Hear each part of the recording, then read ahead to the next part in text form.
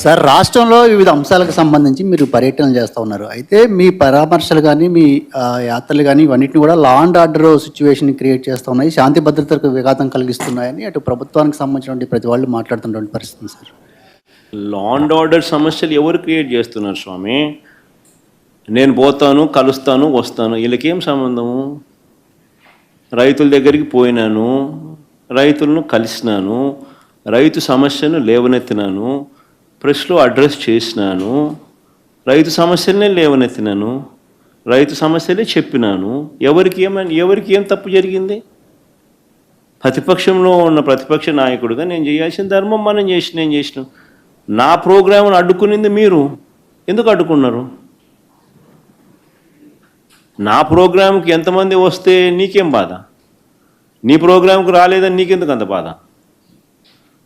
నీ మొహం చూడడానికి ఎవరు రావడం లేదు ఎందుకనంటే నువ్వు చేసిన పన్నట్టుండయి. నువ్వు అందరినీ అబద్ధాలు చెప్పి అందరినీ మోసం చేసి నువ్వు అందరి ఉసురు నువ్వు పోసుకుంటా ఉండవు. కానీ మా ప్రభుత్వంలో మేము చెప్పిన మాటనే పెట్టుకున్నాం, అందరికీ మంచి చేసినాం.